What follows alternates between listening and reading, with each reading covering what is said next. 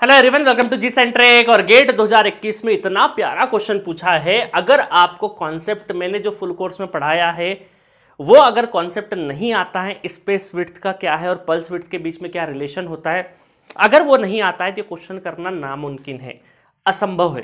क्योंकि वो कॉन्सेप्ट अगर पता है तो ये क्वेश्चन बहुत आसानी से हो जाएगा।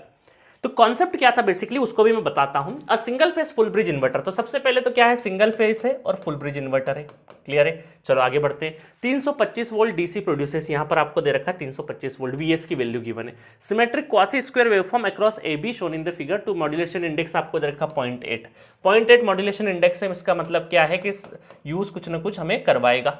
The angle theta expressed in degree. अब देखो वेवफॉर्म गिवन है आपको, और हमने देखा वेवफॉर्म में दो तीन चीजें इस वेवफॉर्म से नजर आ रही है हमें। ये कंट्रोल वाला क्वेश्चन है, इन्वर्टर में कंट्रोलिंग वाला क्वेश्चन है। तो आप देखो कि हाफ साइकिल में एक पल्स मिल रही है।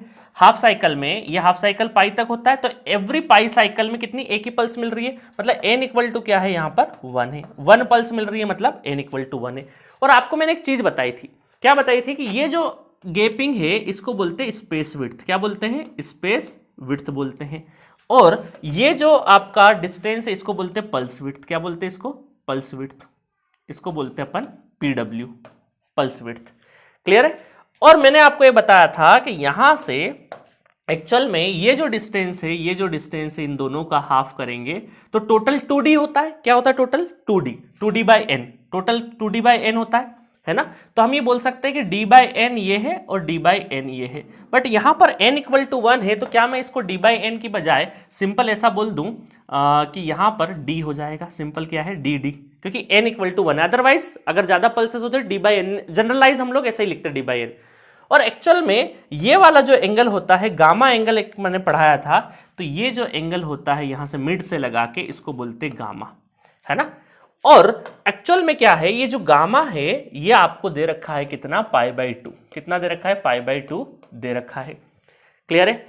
और अगर मुझे स्पेस विड्थ लिखना है, स्पेस विड्थ लिखना है, तो क्या मैं ऐसा बोल सकता हूं कि इस गामा में से, ये जो पिंक कलर का है, इसमें से ये वाला माइनस कर दे तो काम क्या हो जाए, ये वाला माइनस कर दें, इस गामा में से ये डी माइनस कर दे तो बचा हुआ स्पेस विड्थ आएगा।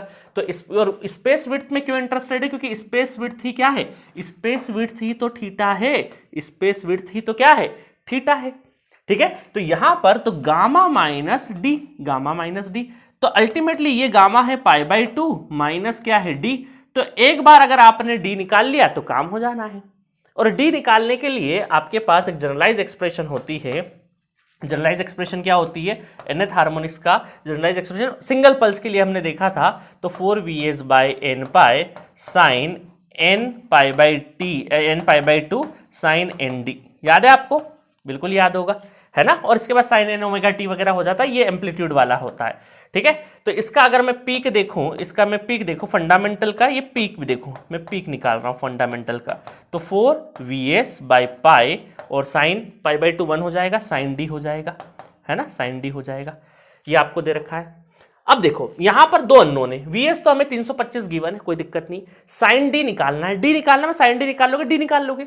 ये नहीं पता है, और ये पता करने के लिए हमें क्या दे रखा है, modulation index. Single phase full bridge में अगर मुझे पीक निकालना है तो पीक निकालने के लिए मुझे क्या करना पड़ता है, अब देखो ध्यान से। सिंगल फेस फुल ब्रिज में अगर हम पीक वैल्यू देखेंगे तो यहां पर सिंगल फेस फुल ब्रिज में पीक वैल्यू देखेंगे तो एम ए इंटू क्या होता है, वीएस होता है, एम ए इंटू वीएस। और यहां पर मैं एम ए इंटू वीएस, मतलब यहां पर क्या लिखो, एम ए कितना दे रखा 0.8 और ये 0.8 इंटू वीएस कितना है 325। या इसको लिखने की भी जरूरत नहीं, क्योंकि वीएस वीएस हमारा क्या हो जाएगा, कैंसिल आउट हो जाएगा।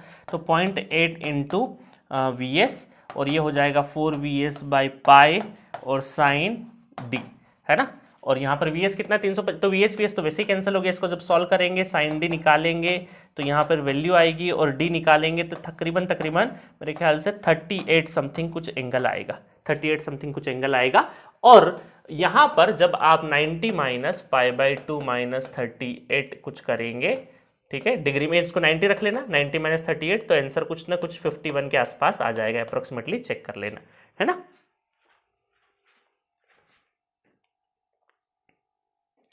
मैं एग्जैक्ट बता देता हूँ, मेरे पास जो आंसर अवेलेबल है 38 पॉइंट क्या है 92 एंगल है।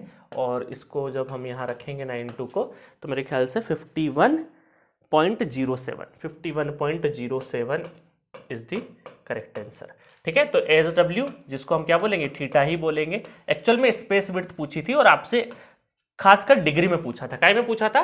डिग्री में पूछा था, ध्यान देना। अगर रेडियन में पूछता तो हम इसको रेडियन में निकालते, तो इस चीज का भी खासा ध्यान रखना। तो बहुत इजी क्वेश्चन था। ये क्वेश्चन टफ तब बनता जब आपको मल्टीपल्स विड्थ होती। अगर यहाँ एन की जगह 1 की जगह एन की जगह 3 पल्सेस आती है इच हाफ साइकिल में, तब और इंटरेस्टिंग ये क्वेश्चन बन सकता था। हो सकता आने वाले टाइम में इस तरह क्वेश्चंस और देखने को मिले। तो इस तरीके से हमने बेहतरीन तरीके से क्वेश्चन फिनिश किया है। नेक्स्ट वीडियो में नेक्स्ट क्वेश्चन के साथ मिलते हैं। Okay, thank you so much.